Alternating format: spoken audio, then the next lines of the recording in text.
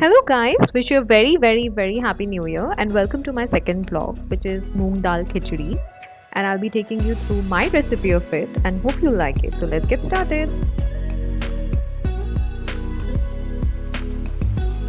At first I'll be adding half a cup of moong dal, and to that I'll go ahead and add half a cup of rice, and I'm taking basmati rice here. You can take any variety of rice that you have available at home, and then nicely give it a mix.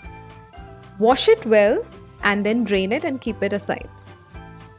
So while our dal and rice is soaking, we will chop some veggies like some tomatoes, 2 onions, 1 inch of ginger, some green chilies as per your spice level, and also we'll need some asafoetida, which is also known as hing, and fresh coriander leaves.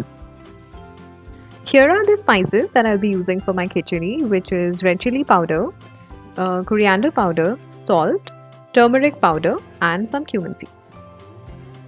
Please don't use all of it. This is just for reference. Okay, we'll tell you the measurement later. First and foremost, flame on कर लेते हैं because बिना gas के तो कोई काम होना नहीं है.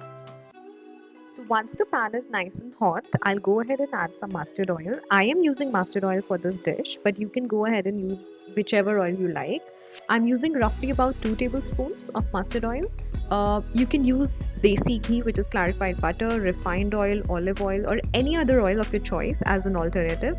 One thing to remember with mustard oil is that it has a very pungent smell. So if you don't bring it to the smoking point and you add ingredients, it'll leave a very weird kind of a smell in your dish. So just make sure and be careful with that part of it. So now we'll add some asafoetida. I'm taking roughly about 2 pinches of asafoetida. This might look a little too much for some people, but the packaged asafoetida that we get does not have a very authentic smell, so I usually prefer adding a little more because it helps in digestion and it definitely takes the taste of your khichdi to another level.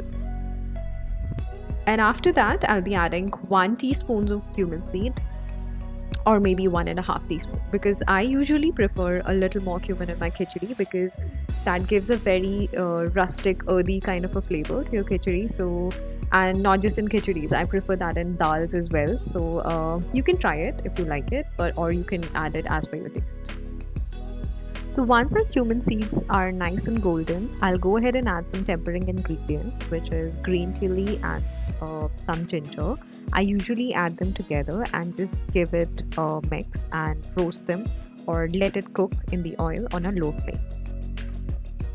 So once the green chilies and ginger is done, I'll go ahead and add some finely chopped onions. Please make sure that you fry your onions until they are pinkish in color. Do not let them get, do not let them over fry because otherwise they'll cause a little bit of bitterness in your khichdi. So just make sure they are pinkish in color.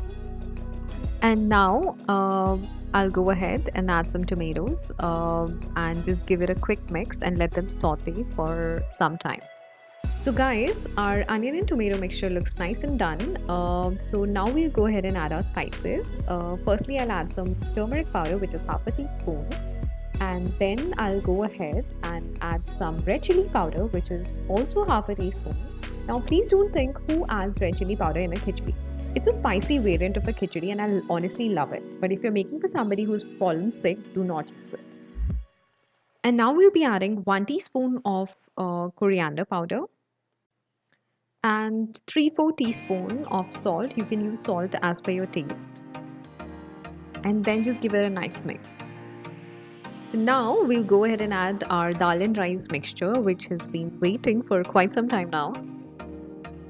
Now give it a nice mix and ensure that the rice is very well coated with the spices and the onion and tomato mixture so that all the flavor is infused together. And now we'll go ahead and add some water. I'm roughly using 3 to 4 cups of water for half a cup of dal and half a cup of rice. So our khichdi mixture looks completely ready, and now is the time to give it a quick taste test. I usually prefer tasting the flavor of the water at this time so that it exactly gives me an idea how my khichdi is going to turn out, and if anything is less or more, you can just balance it at this stage. So just remember one thing, guys, which I personally use, a trick that I use in my kitchen is, if the water tastes good, your khichdi will taste good. If your if your water doesn't taste good, the khichdi is not going to taste good. So use this trick, and I'm sure it will help you and save you from those shocking surprises where the salt is less or the spices are less. So yeah. So guys, now is the time that we'll close the lid and let it pressure cook for roughly about 5 to 6 whistles. And now finally our khichdi is done, and let's open the cooker and see what is the situation in there. So the khichdi looks nice and done, and the consistency looks absolutely perfect. This is the consistency that I want. If you want it a little more dry or on the mushier side, you can adjust the water level as per that. Now I'll go ahead and make some mixed vegetable raita for my khichdi. So for the raita, I'm using 1 cup of yogurt. You can take any yogurt, some cucumber finely chopped, and some tomatoes finely chopped. Then I've added some plain salt, black salt, and roasted cumin powder, and a little bit of chaat masala. And then you just give it a quick mix, and ta-da! Your raita is ready. If you want some more freshness, you could go ahead and add some coriander sprigs. So guys, my khichdi is incomplete without a roasted papad and definitely a dollop of ghee. So here was my recipe of moong dal khichdi, which I've served with mixed veg raita and a roasted papad, and I really hope you guys like it and try it.